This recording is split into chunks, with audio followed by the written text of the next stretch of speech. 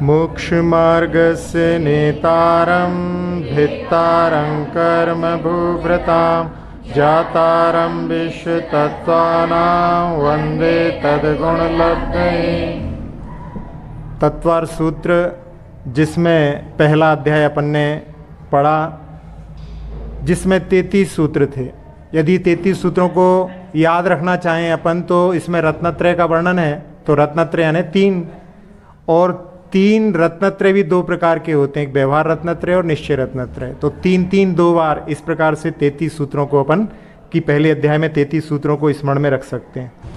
दूसरे अध्याय में 53 सूत्र हैं, और 53 सूत्रों को याद रखने के लिए पहले जो 7 सूत्र हैं उनमें जीवों के असाधारण भावों का वर्णन है। वो असाधारण भाव 53 ही होते हैं, इसलिए 53 भावों से अपन दूसरे अध्याय में 53 सूत्र हैं, इस प्रकार से उसको स्मरण में रख सकते हैं। वैसे तत्वार सूत्र में सबसे छोटा सूत्र नाणो है, और सबसे बड़ा सूत्र दर्शन विशुद्धि आदि 16 कारण भावनाओं का है।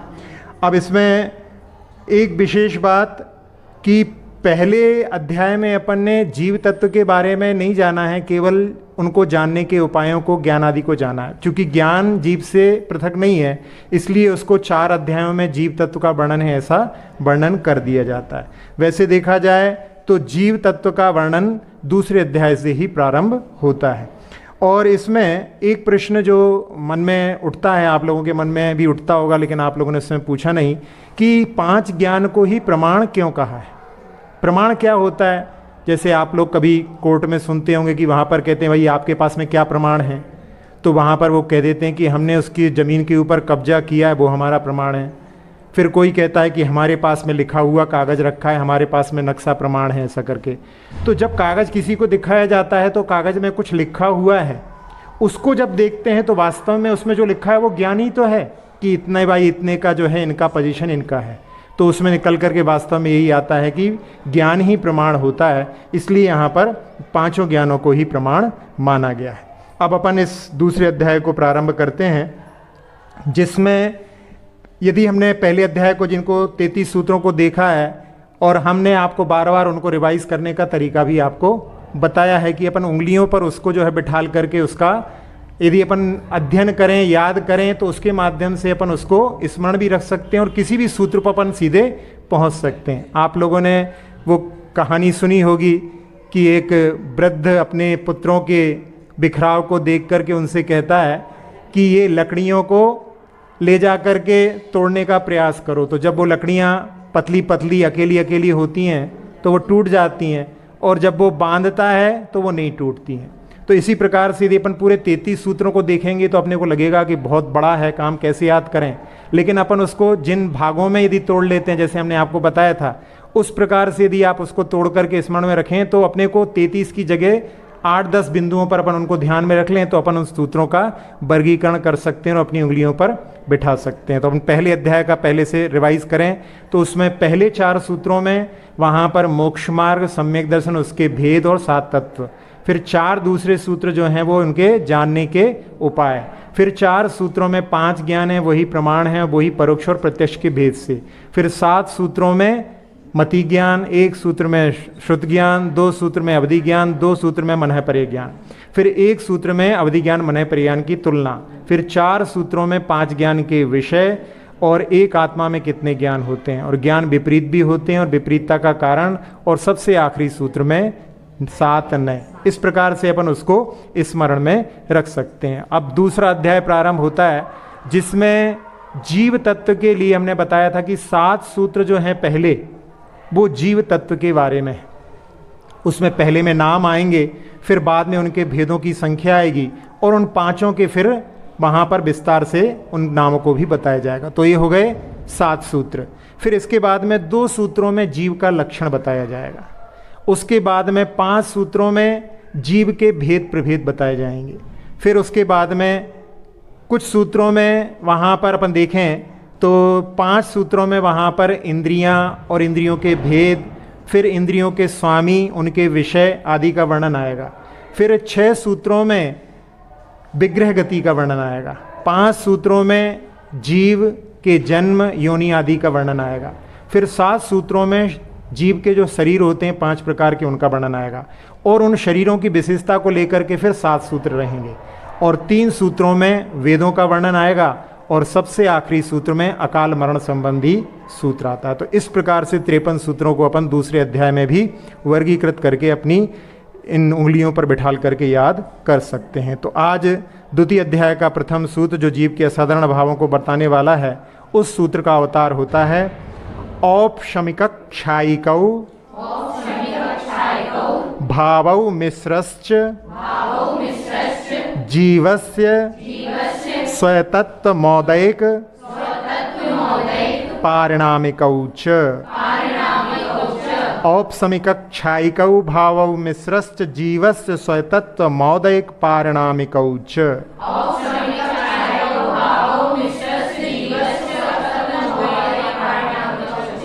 हाँ, ये 5 भाव हैं इसमें। औपशमिक, क्षायिक, इसके बाद में भावों केवल 2 ही दिया है। वैसे 5 भाव हैं लेकिन उसकी अनुवृत्ति अपन अन्य में भी ले जाएंगे। तो औपशमिक भाव, क्षायिक भाव, मिश्र से यहाँ पर औपशम और क्षायिक दोनों को मिला करके क्षय औपशमिक बनता है। और ये जीव के हैं, स्वतत्व हैं, स्वरूप कहो धर्म कहो, ये जीव के ही हैं, असाधारण हैं और किसी में नहीं पाए जाते इस दृष्टि से। और औदैक भाव और पारिणामिक भाव, इस प्रकार से ये जीव के असाधारण 5 भावों को बतलाया है। तो औपशमिक भाव क्या कहलाते हैं? कर्मों की जब उपशमन होता है उस समय में जो भाव प्रकट होते हैं उनको औपशमिक भाव कहते हैं। क्षायिक भाव जब कर्मों का क्षय हो जाता है उससे जो गुण प्रकट होते हैं, भाव प्रकट होते हैं, वो क्षायिक भाव कहलाते हैं। मिश्र भाव, यहाँ पर दोनों की मिलीजुली अवस्था रहती है। जैसे सीता के पुत्र का नाम जो है, 2 पुत्र हैं उनके, अनंग लवण और लवणांकुश, अनंग मदन और लवणांकुश। लेकिन उसमें अपन जब मिला करके पढ़ते हैं तो लव कुश उसमें से कुछ ले लेते हैं, उसमें से कुछ ले लेते हैं। इसी प्रकार से उपशम और क्षायिक के भावों में से क्षय उपशम बन जाता है। तो इस प्रकार से ये क्षय उपशमिक जिसमें मिली जुली अवस्था रहती है। तो उसमें उदयाभावी क्षय और सत्ता में जो रहते हैं उनका उपशम लेकर के क्षय उपशम भाव बनता है, जिसको मिश्र होने के कारण में मिश्र भाव भी कहा जाता है। फिर औदैक भाव, द्रव्य क्षेत्र आदि के निमित्त से कर्मों का जब उदय आता है तो वो औदैक भाव कहलाते हैं। पारिणामिक भाव, जिनमें कर्मों के उपशम क्षय उपशम उदय की अपेक्षा नहीं होती है, वे पारिणामिक भाव कहलाते हैं। इस प्रकार से ये 5 भावों का वर्णन है। तो जिसमें अपन ने औपशमिक भाव को अपन देखना चाहें तो फिटकरी के माध्यम से जो कीचड़ नीचे बैठ गया है वो औपशम भाव का प्रतीक हो गया। फिर उस पानी को अपन किसी दूसरे पात्र में निकाल लें, अब उसमें वो कीचड़ नहीं मिलेगा, तो उस प्रकार से उसका वो कीचड़ का क्षय हो गया, तो क्षय भाव ले सकते हैं। अपन ने उसमें फिटकरी डाली लेकिन थोड़ा सा हाथ लग गया तो वो थोड़ा सा फिर कीचड़ ऊपर उठ जाएगा, तो उसमें कुछ तो जो नीचे बैठा हुआ है और कुछ जो है मिलीजुली अवस्था हो गई, तो इसको क्षय उपशमिक बोल सकते हैं। इस प्रकार से यहाँ पर ये हो गए। अब औदैक भाव जो है, वैसे तो पानी निर्मल है लेकिन द्रव्य क्षेत्र काल आदि के निमित्त से गंदा हो गया है, तो मिट्टी मिल गई उसमें। फिर क्षेत्र यानी जहाँ पर मिट्टी का स्थान था वो मिल गया, काल वर्षा ऋतु आ गई, तो उसके माध्यम से वहाँ पर जो उसमें गंदगी उत्पन्न हो गई है वो औदैक भाव का प्रतीक हो गया। और पानी में जो निर्मलता किसी बाह्य निमित्त से नहीं आई है, वो उसकी स्वाभाविक है, तो वो जो स्वाभाविक निर्मलता है वो वहाँ पर वो पारिणामिक भाव के रूप में अपन ले सकते हैं। तो इस प्रकार से ये 5 भाव होते हैं। अब इनमें 5 भावों में सबसे पहले औपशमिक को क्यों लिया है? क्योंकि उपशम सम्यक दर्शन जीव के लिए जब होता है, सबसे पहला सम्यक दर्शन होता है तो उपशम सम्यक दर्शन होता है, इसलिए उसमें औपशमिक भाव को पहले लिया है। और क्षायक और उपशम में देखा जाए, क्षायक में क्या होता है, उन कर्मों का क्षय हो जाता है तो बिल्कुल निर्मलता रहती है, लेकिन उपशम में भी दबाने से वैसी ही निर्मलता रहती है, तो वहाँ पर दोनों में आपस में कॉम्पिटिशन यानी प्रतियोगी हैं, इसलिए उसके बाद में वहाँ पर क्षायक भाव को लिया है। और ये क्षायक जो सम्यक दृष्टि होते हैं वो उससे असंख्यात गुणे होते हैं, इसलिए इसके बाद में इसको लिया है। फिर मिश्र भाव, यहाँ पर दोनों रूप है और ये उनसे भी असंख्यात गुणे होते हैं, इसलिए इसको लिया जाता है। और इसके बाद में जो 2 भावों को लिया गया है उसमें जो औदैक और पारिणामिक हैं ये अनंत गुणे होते हैं, इसलिए इनको इसके बाद में रखा गया है। तो ये सूत्र में 5 भावों को रखा है। इसमें एक प्रश्न उठता है कि यहाँ पर मिश्र ना लेकर के छायोपसमिक रख देते सीधा, और ये चा शब्द आदि हटा देते तो सीधा छोटा सूत्र बन जाता। तो वहाँ पर यहाँ इसके माध्यम से, जो मिश्र के माध्यम से, जिसमें कि औपसमिक छायिक का दोनों का भी वहाँ पर भावों को मिला करके जो मिश्र भाव बनाना था, इसलिए इसको लिया है। यदि अपन उसको अलग प्रकार से यदि मिश्र अकेला रखते तो उसमें मिश्र में और कहीं भी दृष्टि जा सकती थी। यदि अपन छायोपसमिक रखेंगे तो वो सूत्र बड़ा हो जाएगा। इस दृष्टि से उनको यहाँ पर इस प्रकार से रखा गया है। अब इन 5 जो भाव हैं उनके उत्तर भेद कितने होते हैं उनको बताने के लिए अगले सूत्र का अवतार होता है। द्विनवाष्टा दशैक विंशतित त्रिभेदा यथाक्रमम्। द्विनवाष्टा दशैक विंशतित त्रिभेदा यथाक्रमम्। द्विनवाष्टा दशैक विंशतित त्रिभेदा यथाक्रमम्। हाँ, अब इनके भेदों को बता रहे हैं। तो पहला औपशमिक था तो उसके 2 भेद होते हैं। फिर इसके बाद में 9 भेद क्षायिक भावों के होते हैं, अष्टादश मिश्र यानी छयोपसम के होते हैं, और 1 विंशति यानी 21 भाव औदैक के होते हैं, और उसके बाद में पारिणामिक के 3 भेद होते हैं। इस प्रकार से अपन इसको ले सकते हैं। वैसे हमने अभी पहले सूत्र में जीव के जो असाधारण भाव बताए हैं, लेकिन ये 5 भावों में से कुछ भाव पुद्गल में भी पाए जाते हैं। पुद्गल में वहाँ पर औदैक भाव भी पाया जाता है, क्योंकि जिन कर्मों के उदय से जीव में भाव हो रहे हैं उन कर्मों का भी निमित्त होने के कारण में उनमें कर्म में भी वहाँ पर औदैक भाव माना जाता है। और पारिणामिक भाव तो सभी जीवों के पास में पाए जाते हैं। जैसे 4 द्रव्य हैं, शुद्ध द्रव्य जो हैं, उनमें पारिणामिक भाव है, क्योंकि वहाँ पर कर्म का कोई छयोपसम उपसम की आवश्यकता नहीं होती है। तो इस दृष्टि से देखा जाए, जो 4 शुद्ध द्रव्य हैं उनमें केवल पारिणामिक भाव होते हैं, जो पुद्गल द्रव्य है उसमें औदैक और पारिणामिक भाव होते हैं, और जीव में 5 भाव होते हैं। अब इन जो 2 भेद बताए गए हैं औपशमिक के, उनको बतलाने के लिए अगले सूत्र पर अपन चलते हैं। सम्यक्त्व चारित्रे। सम्यक्त्व चारित्रे। हाँ, अपन ने उसमें पढ़ा था तो उसमें सम्यक दर्शन कहा था, यहाँ पर उसी को सम्यक्त्व कहा। यानी शब्दों का, जहाँ पर रचनाकार होते हैं वो एक ही एक शब्दों का ना लेकर के उसमें भी यदि पर्यायवाची होते हैं तो उनको लेने का प्रयास करते हैं। तो यहाँ पर उपशम शब्द को जोड़ लेंगे तो अपन यहाँ पर उपशम सम्यक्त और उपशम चारित्र, इस प्रकार से ये 2 भेद हो जाते हैं। अब इसमें उपशम सम्यक्त क्या होता है? अनंतानुबंधी की चौकड़ी, क्रोधमान माया लोभ, ये 4, और जो मोहनी कर्म हैं, दर्शन मोहनी, उसको मिथ्यात कहते हैं। तो इनकी उपशम से जो उत्पन्न होता है वो औपशमिक सम्यक्त कहलाता है। जब अनादि मिथ्या दृष्टि इनका उपशम करता है तो 5 प्रकृतियों का उपशम करता है।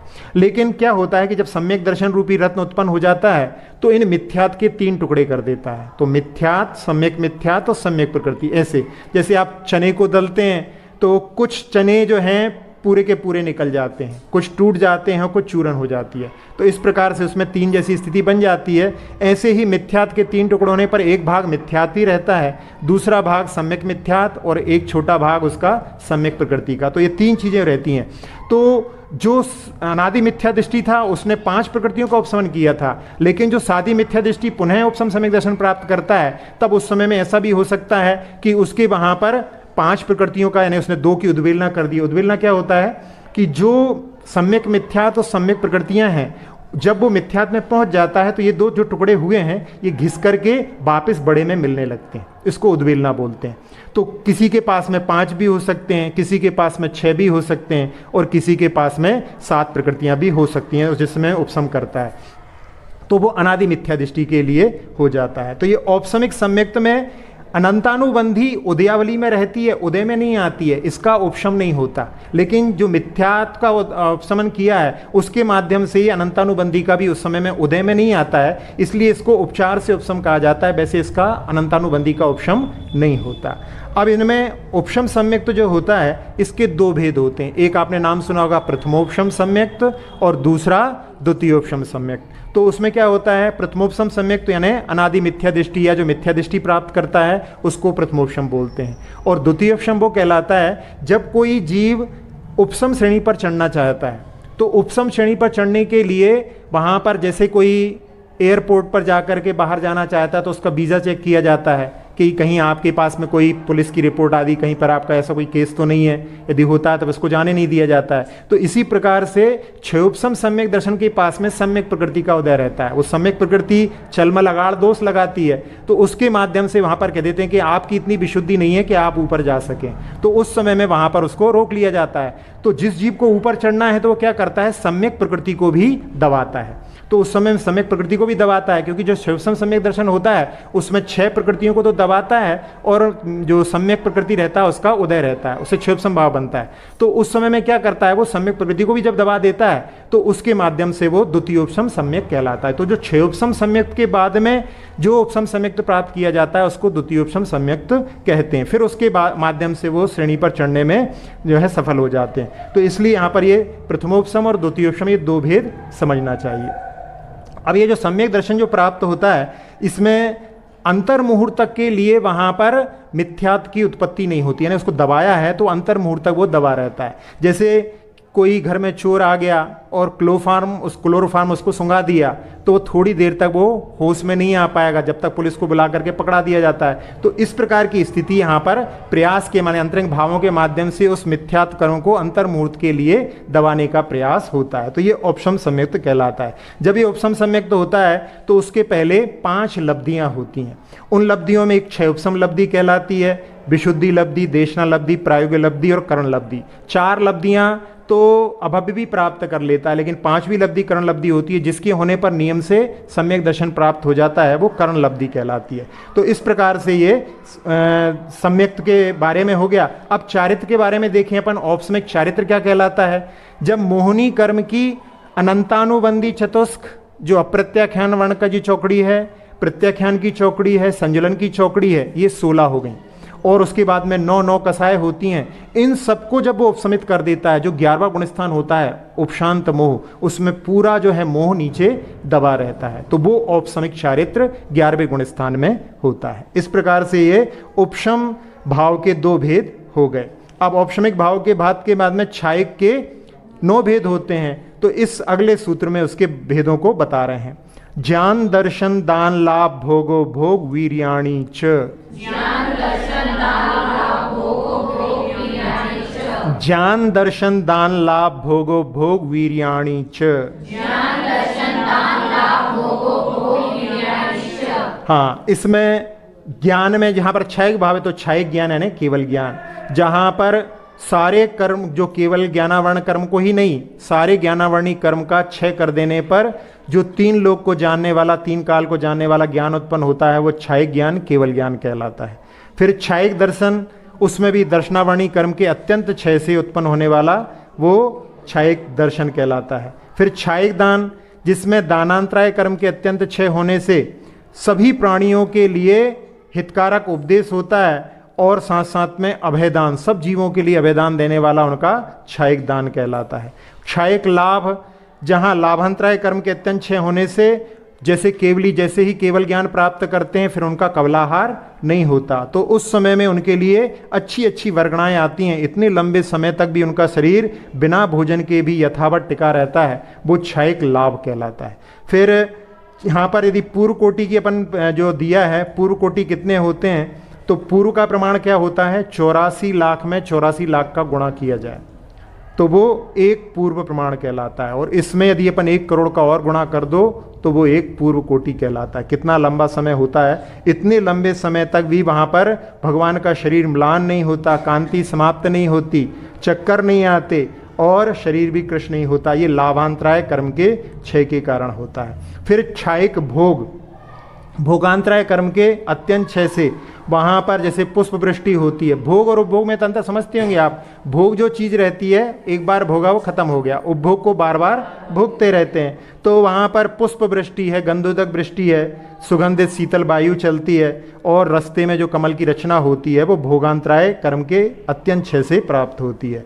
क्षयक उपभोग, इसमें उपभोगांतराय कर्म के अत्यंत क्षय से प्राप्त होता है। तो इसमें 3 छत्र हैं, चंवर हैं, सिंहासन आदि जो प्रातिहार हैं वो सभी इसके माध्यम से प्राप्त होते हैं। और क्षयक वीर, तो अनंतानंत पदार्थों को अनंत काल तक जानते रहने पर भी उनको खेद परिश्रम नहीं होता, अनंत शक्ति के धारी होते हैं, वो क्षायक वीर अनंत वीर कहलाता है। अब ये 7 भाव इसमें दिए हैं और चा शब्द दिया है, तो चा शब्द से पूर्व में जो 2 दिए थे उपसम वाले भाव उनको भी यहाँ पर करेंगे, तो क्षायक सम्यक्त और क्षायक चारित्र। तो जो मोहनी कर्म के जो 7 प्रकृतियाँ हैं उनका अत्यंत क्षय कर देने पर जो श्रद्धा उत्पन्न होती है वो क्षायक सम्यक्त कहलाता है। तो उसमें क्या होता है, अनंतानुबंधी का क्षय नहीं होता, अनंतानुबंधी को वो अन्य जो है कसाई की चौकड़ियों में परिवर्तित कर देता है, और जो मिथ्यात सम्यक प्रकृति रहती है इनको नष्ट करता है। तो इसमें भी क्या होता है, मिथ्यात का नष्ट कर देता है, सम्यक प्रकृति सम्यक मिथ्यात में डाल देता है, फिर सम्यक मिथ्यात को भी नष्ट करके सम्यक प्रकृति में डाल देता है। उसको जब वहाँ पर अपने समय से ही वो क्षय होने के लायक रह जाती है, अंत समय में फिर कुछ करना नहीं पड़ता। जैसे कि आप लोग जब भोजन देखते हैं कि बन गया है, चावल पक गए हैं, आप गैस बंद भी कर देते हैं तो अपनी ही ऊष्मा से बन जाते हैं। ट्रेन को जो है ड्राइवर 1-2 किलोमीटर पहले से ही वहाँ पर स्विच बंद कर देता है, वो अपने ही वेग से वहाँ तक पहुँच जाती है। तो यहाँ पे करने योग्य कार्य जब तक कर लेते हैं तब तक वो करते हैं, उसके बाद में फिर अपने आप क्षायक सम्यक तो प्राप्त होता है। तो उस समय में करने योग्य कार्य कर लिया है तो वो कृत्य वेदक कहलाते हैं। अभी सम्यक प्रकृति का उदय है तो जैसे क्षयोपसम भाव को दूसरा नाम क्षयोपसम जो सम्यक होता है उसको वेदक सम्यक भी कहते हैं। तो क्षायक सम्यक में भी जब करने योग्य कार्य कर लेते हैं तो उस समय में वो कृत्य वेदक कहलाते हैं। इस समय में मरण भी हो सकता है और जीव चारों गतियों में जा सकता है। तो वो क्षायक सम्यक तो जिस गति में पहुंचेंगे, जो आयु बंधी होगी, वहां पर जाकर के वो क्षायक सम्यक तो पूर्ण हो जाता है। तो ये विशेष बातें भी आप साथ साथ में समझते चलें। इस प्रकार से ये क्षायक सम्यक्त हो गया। और क्षायक चारित्र क्या होता है, जो अपन ने बताया था वो 25 प्रकृतियां मोहनी की थी, 16 कसाएं और 9 कसाएं। इनके अत्यंत क्षय से जो 12वें गुण स्थान में जहाँ पर क्षीण मोह जिसको बोला जाता है, उसमें जो निर्मल चारित्र उत्पन्न होता है वो क्षायक चारित्र कहलाता है। तो इसमें क्षायक सम्यक्त जो होता है वो कर्म भूमिया के ही जीव मनुष्यों के लिए उत्पन्न होता है। वो तीर्थंकर केवली शुद्ध केवली के पादमूल में ही होता है, मैंने वहीं पर उसको प्रारंभ करना पड़ता है। निष्ठापन हमने बताया था, अभी चारों गतियों में जाकर के वो कर सकता है। क्षायक सम्यक दृष्टि जो है तीसरे भाव में, इस भाव से भी मोह जा सकता है और तीसरे भाव में भी, समय की अपेक्षा से देखें तो तीसरे भाव में यदि उसने आयु बांध ली है तो एक भाव भोग भूमि का भी हो सकता है। यदि उसने मनुष्य आयु और त्रेंच आयु बांध ली है तो फिर उस समय में क्या होता है कि वो 4 भाव में मुक्ति को प्राप्त होता है, लेकिन इसमें समय ज़्यादा नहीं लगता, 3 भाव में बहुत ज़्यादा समय लग सकता है। जैसे जिसने 33 सागर की आयु बांध ली है तो 33 सागर के बाद में आकर के फिर मुक्ति को प्राप्त होगा, और जिसने भोग भूमि की आयु बांधी है तो भोग भूमि की आयु 3 पल्ले, और 3 पल्ले के बाद में जाता है सौधर्म ऐशान में, तो वहाँ पर 2 सागर में, तो इन्हें जल्दी से मुक्ति प्राप्त हो जाती। 4 भाव भले लगते हैं लेकिन जल्दी से मुक्ति प्राप्त हो जाती है। तो इस प्रकार से ये क्षायक भावों के बारे में वर्णन हुआ। अब क्षयोपसमिक भावों के बारे में वर्णन आ रहा है। ज्ञाना ज्ञान दर्शन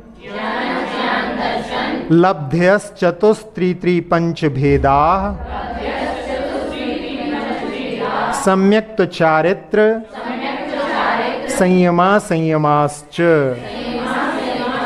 ज्ञाना ज्ञान दर्शन लब्ध्यस ज्ञानाज्ञान दर्शन लब्ध्यस चतुस्त्रि पंच भेदा सम्यक्त चारित्र संयमा संयमाश्च।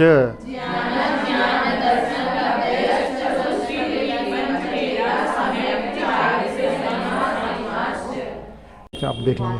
हाँ चलिए, अब फिर से अपने सूत्र का उच्चारण कर लेते हैं। ज्ञानाज्ञान दर्शन लब्ध्यस चतुस्त्रि पंच भेदा सम्यक्त चारित्र संयमा संयमाश्च।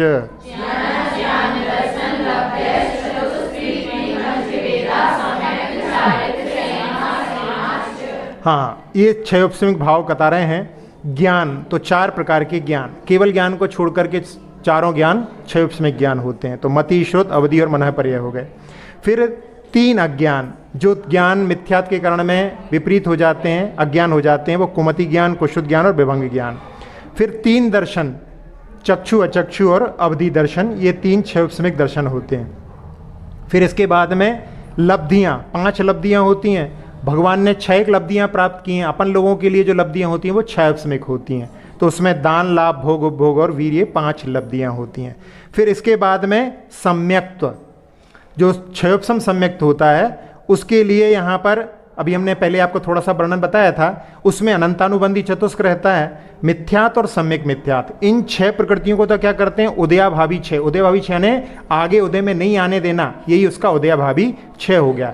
और जो उस समय में सत्ता में रहते हैं उनको वहां पर उपशमन कर देते हैं, तो आगामी काल में भी उदय में ना आए। इस दृष्टि से उनका स्पर्धकों का जहां सदावस्था रूप उपशम हो जाता है वो 6 प्रकृतियों का हो गया।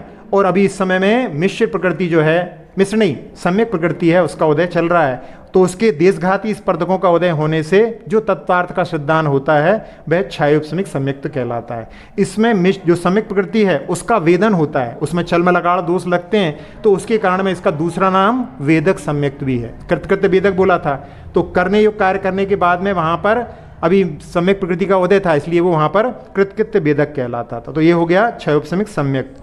फिर इसके बाद में क्षयोपशमिक चारित्र, तो इसमें अनंतानुबंधी आदि 12 कसाएं, 3 चौकड़ियों के जाने पर चारित्र होता है। तो उनका वहां पर वही उदयाभावी 6 और सदावस्था रूप उपशम, और संजलन कसाओं में से किसी एक देशघाती प्रकृति के उदय होने पर जो संसार से पूर्ण निवृत्ति रूप परिणाम होते हैं वह क्षयोपशमिक चारित्र कहलाता है।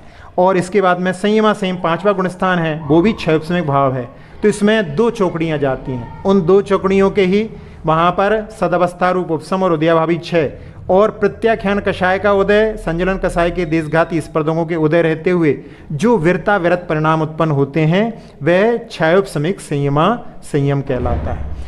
अब यहाँ पर एक प्रश्न आप लोगों के मन में लगेगा कि यहाँ पर कुछ सर्वघाती स्पर्धक भी होते हैं और कुछ देशघाती स्पर्धक भी होते हैं। तो सर्वघाती स्पर्धक जो होते हैं उनके उदय होने पर फिर वहाँ पर कुछ भी उत्पन्न नहीं होता। जैसे अपन लोगों को केवल ज्ञान आवरण के सर्वघाती स्पर्धकों का उदय चल रहा है, उसमें केवल ज्ञान की एक किरण भी उत्पन्न नहीं हो सकती। और देशघाती स्पर्धक जो होते हैं उनमें वहाँ पर उसकी जो है क्षमता पूरी तरह से ढकने की नहीं होती। जैसे मति ज्ञानावरण है, सब जीवों के पास में छोटे से छोटा जीव हो, निगोदिया का जीव हो, उसके पास में मति ज्ञान छोटा तो रहेगा ही। तो इस प्रकार से वो देशघाती स्पर्धक कहलाते हैं। अब इनमें चल मल अगाड़ दोष जो लगते हैं उनके बारे में भी अपन जाने।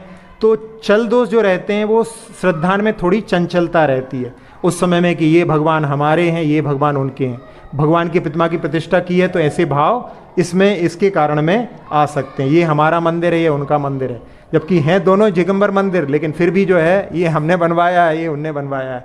तो ये चल दोष हो गए। और मल दोष जो सम्यक्त के दोष आते हैं उन सबको दोषों से युक्त रहता है, वो मल दोष कहलाते हैं। और अगाड़ दोष, जैसे कोई वृद्ध अपने हाथ में लाठी लेकर के चलता है तो उसकी लाठी हिलती रहती है, वो अगाड़ दोष कहलाता है। तो इसमें शांतिनाथ भगवान शांति के करता हैं, पार्श्वनाथ भगवान विघ्न के करता हैं। वैसे भगवान सारे सभी सामर्थ्यशाली हैं, लेकिन फिर भी इस प्रकार के शिथिलता के भाव वहाँ पर रहते हैं। इसमें सम्यक दर्शन छूटता तो नहीं है, लेकिन इस प्रकार के दोष उसमें उत्पन्न होते हैं। इसलिए इसको जो है इनका वेदन होता है, इसलिए इसको क्षयोपशम सम्यक्त को वेदक सम्यक्त भी कहा जाता है।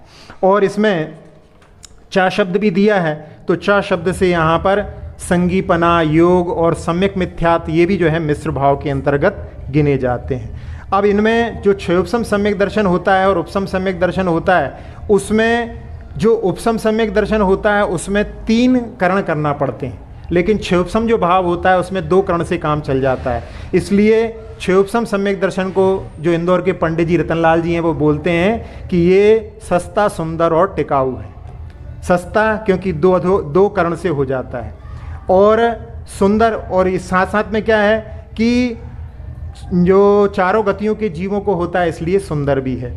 और टिकाऊ, एक बार उत्पन्न होने के बाद में 66 सागर तक जो है टिका रह सकता है। वो उपशम सम्यक दर्शन तो होता है अंतर्मूर्त में छूटना ही है, लेकिन ये लंबे समय तक टिका रहता है। इसलिए इसके लिए जैसे आप लोगों के यहाँ एडवर्टाइज में आता है संदा, सस्तर, सुंदर और टिकाऊ, ऐसा उन्होंने उसके लिए संज्ञा दी है। अब इसके बाद में औदैहिक भाव जो 21 प्रकार के होते हैं उनके लिए अगला सूत्र अवतार लेता है। इसको पढ़ने में थोड़ी विशेषता अपने लिए ध्यान से पढ़ना है, क्योंकि अक्सर ऐसा होता है जब कोई पाठ करता है तो कई बार हो जाता है फिर तो इसमें जो है उसको ब्रेक करना बहुत आवश्यक है। तो कहाँ पर अपन ब्रेक करेंगे उसको अपन देखेंगे। गति कषाय लिंग मिथ्या दर्शना, ज्ञाना संहिता सिद्ध लेश्यास, चतुस्त्रयी कई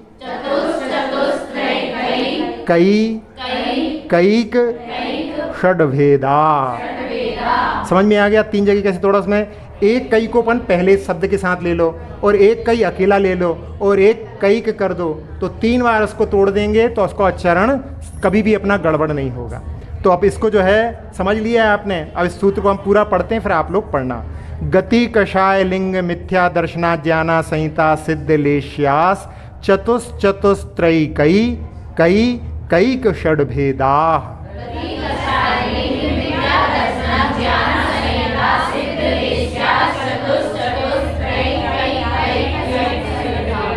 हाँ, थोड़ा सा रुक जाए तो भी चलेगा, जल्दी जल्दी पढ़ने में वो कई बार हो जाता है, तो इसलिए थोड़ा जागृति की आवश्यकता है। समझ में आ गया ना? चतुश्चतुस्त्रयी कई कई कई षड भेदा।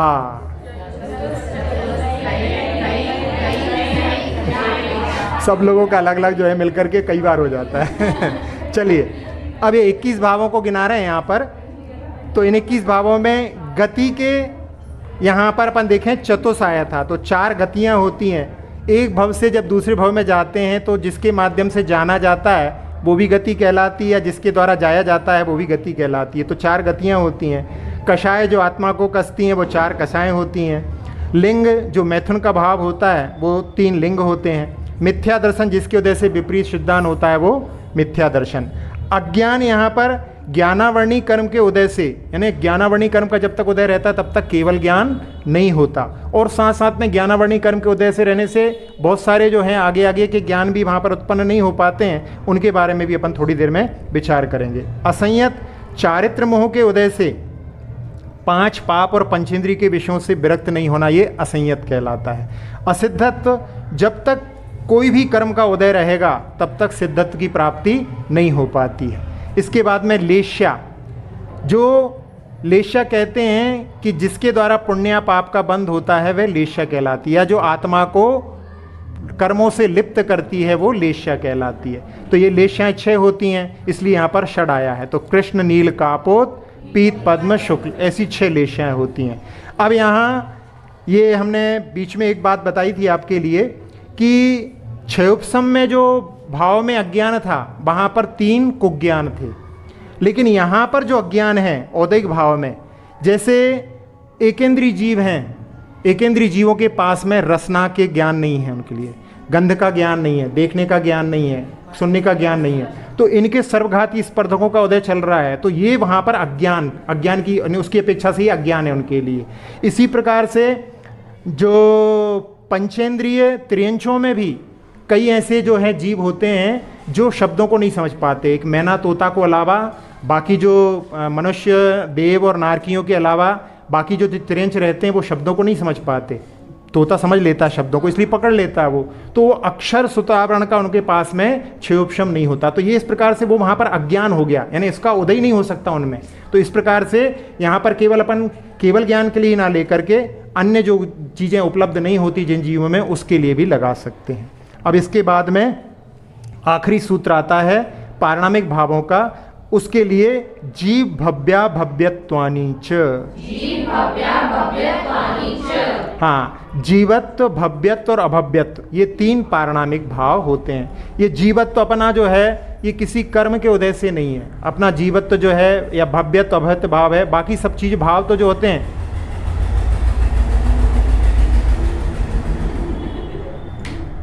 वो किसी कर्म के उदय से हो सकते हैं, लेकिन ये किसी से कर्म के उदय उपसम आदि के द्वारा नहीं होते हैं। अब इनमें एक ये भी आता है, कुछ आसन्न भव्य होते हैं जो निकट मोक्ष में जाने प्राप्त करने वाले होते हैं, वो आसन्न भव्य कहलाते हैं। दूर भव्य जो आगे जाकर के मोक्ष को प्राप्त करेंगे, और दूरांदूर भव्य उनके लिए कहा जाता है जिनके लिए कभी भी सम्यक दर्शन की प्राप्ति नहीं होती है, उनको कभी भी जो है मोक्ष मार्ग के निमित्त ही नहीं मिलते हैं, वो दूरांदूर भव्य कहलाते हैं, यानी अभव्य के समान उनको भव्य कहा जाता है।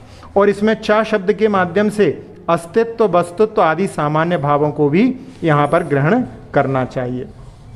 अब इनमें जो जीवत्व जो है वो असाधारण भाव है, क्योंकि भव्यत्व तो समाप्त हो जाता है। भव्यत्व भाव आप जब पढ़ेंगे उसमें आखिरी अध्याय में, तो भव्यत्व छूट जाता है, लेकिन जीवत्व जो है कभी छूटता नहीं है, इसलिए असाधारण भाव है। और जीवत्व जो है अन्य द्रव्यों में नहीं होने के कारण में भी असाधारण कहलाता है। अब इसमें भव्य कौन है, इसके बारे में पद्मनंदी पंचविंशतिका में एक श्लोक आता है कि तत्प्रति प्रीति चित्तेन एन वार्तापि ही श्रुता निश्चयम सा भवेद भव्यो भावी निर्वाण भाजनम। जो श्रुत की बातों को, आत्मा की बातों को, अध्यात्म की बातों को बड़ी प्रीतिपूर्वक सुनता है, वो भी निश्चय से भव्य होता है। यानी उसके प्रति प्रीति के भाव भी उत्पन्न हो जाएं, जिनवाणी का जहाँ पर वाचन हो रहा हो, वो भी बड़ी दुर्लभता से होता है। वैसे भव्य को जानने के लिए अपने पास में कोई वर्तमान में वो नहीं है, लेकिन एक बार आचार्य श्री के पास में एक व्यक्ति ने ईसरी में वहाँ पर बड़े ही उससे कि हम आचार्य श्री भव्य हैं कि नहीं, तो आचार्य श्री ने कह दिया कि तुम भव्य हो। फिर महाराज जी जो पास में थे उन्होंने पूछा आचार्य श्री कि आचार्य श्री भव्यत्व तो समझ में नहीं आता, तो उन्होंने कहा कि अभव्य के मन में ये प्रश्न ही कभी नहीं उठता कि मैं भव्य हूँ कि नहीं हूँ। इस प्रकार से वहाँ पर उन्होंने इसका उत्तर दिया था। इसी प्रकार से यहाँ पद्मनंदी पंचविंशतिका में भी इस प्रकार से इसका उत्तर दिया है। तो इस प्रकार से ये 7 सूत्रों का अपन ने यहाँ पर आज वाचन किया है। इनको अपन फिर से यदि उच्चारण कर लें एक बार, तो उसके माध्यम से वो और पक्का हो जाएगा। औपशमिक क्षायिकौ भावौ मिश्रश्च जीव स्वतत्व मौदयिक पारिणामिकौ च।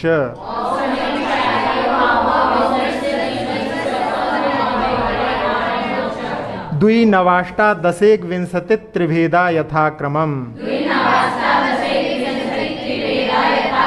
सम्यक् चारित्रे ज्ञान दर्शन दान लाभ भोगो भोग वीर्याणि च। ज्ञाना ज्ञान दर्शन लब्धयस् चतुस्त्रि पंच भेदाः सम्यक् चारित्र संयमा संयमाश्च।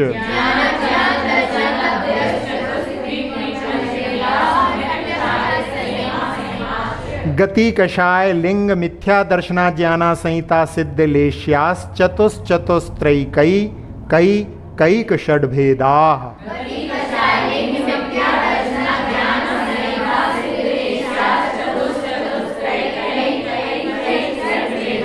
जीव भव्या भव्यत्वानि च।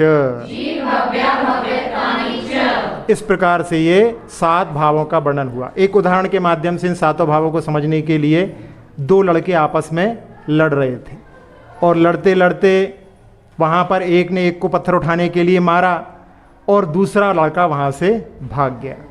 वो भाग करके गया और मंदिर में प्रवचन चल रहे थे, तो वहाँ पर जा कर के वो बैठ गया। अब वो लड़का जो पत्थर मारने के लिए आया था, वो वहाँ पर ढूंढता ढूंढता वहाँ पर पहुँचा और जैसे ही उसने सभा में बैठा हुआ उसको देखा तो सोचा कि जब बाहर निकलेगा तो इसको मारूंगा। और जहाँ प्रवचन चल रहा था वहाँ पर क्रोध के बारे में बता रहे थे कि क्रोध के कारण में व्यक्ति अंधा हो जाता है, अपने स्वभाव को भूल जाता है और अपना कितना हित कर लेता है। क्रोध में व्यक्ति जल रहा है, सामने वाले के लिए यदि कोई जलते हुए अंगारे को फेंक करके मारे, उसको लगे नहीं लगे, लेकिन अपने हाथ तो जल ही जाते हैं। इसी प्रकार से अंदर जो अपने को क्रोध जला रहा है उसके माध्यम से अपन तो जल ही रहे हैं, सामने वाला जले ना जले। तो ऐसे भावों के जब उपदेश सुने उसने, तो उसका क्रोध जो है शमन को प्राप्त हो गया, यानी नष्ट हो गया। अब यहाँ पर अपन इन भावों को देखें तो यहाँ जो भाव हैं उसमें जब उनके बीच में लड़ाई चालू हुई पत्थर आदि को देख करके वहाँ पर क्रोध उत्पन्न हो गया, तो वो द्रव्य शीतकाल भाव के निमित्त से वहाँ पर औदिक भाव हो गया। फिर वो वहाँ से भाग गया। अब वो वहाँ पर भाग गया तो अब सामने शत्रु नहीं है, तो उस समय में जो कषायों का उदय था वो वहाँ पर उपशमन को प्राप्त हो गया, वो औपशमिक भाव हो गया। जब उसने देखा अंदर बैठे हुए और उस समय में लहर आने लगी, तो वो क्षयोपशमिक भाव है। उपदेश को सुनकर के उसने क्रोध को छोड़ दिया, तिलांजलि दे दी, तो वो क्षयिक भाव जैसा मान सकते, क्योंकि इस भाव में अपने जो पंचम काल में कोई क्षयिक भाव नहीं होते, लेकिन समझने के लिए उसको ले सकते हैं। और ये सब जीव के ही परिणमन की बात है, तो यहाँ पर ये पारिणामिक भाव के रूप में अपन ले सकते हैं। तो ऐसे 5 भावों को इन 7 सूत्रों के माध्यम से, बहुत सरल हैं, आज तो आप लोग भी बता सकते हैं। सबसे पहले मैं 5 भावों के नाम बताए, फिर उनकी संख्या बताई, फिर उसके बाद में औपशमिक के 2 भेद, फिर क्षयोपशमिक के नहीं क्षयिक के 9 भेद, फिर क्षयोपशमिक के 18 भेद, औदिक के 21 भेद और पारिणामिक के 3 भेद। तो इस प्रकार से 53 भावों को बताया है और इस अध्याय में 53 ही सूत्र हैं। इसको ध्यान में रखते हुए अक्षर पद मात्रा से दूषित वचन अगर ममहीन रहे और प्रमाद कषाय के वश में सम्यक अर्थ विलीन किए, जिन वाणी माता मेरी उन सब त्रुटियों को क्षमा करें, दे आशीष शीघ्र हम सबको केवल लब्धि रमा मिले। प्राप्त हमें हो बोधि समाधि परिणामों की शुद्धि हो, निज आत्म उपलब्ध हमें हो शाश्वत सुख की सिद्धि हो। चिंतित वस्तु दात्री माता चिंतामणि उपमा भाति, करूं वंदना पूर्ण विनय से चरण रखूं मैं ये पाती। कर जिन वाणी स्तुति तन की ममता टार, महामंत्र का जाप अब सभी जपें नब बार।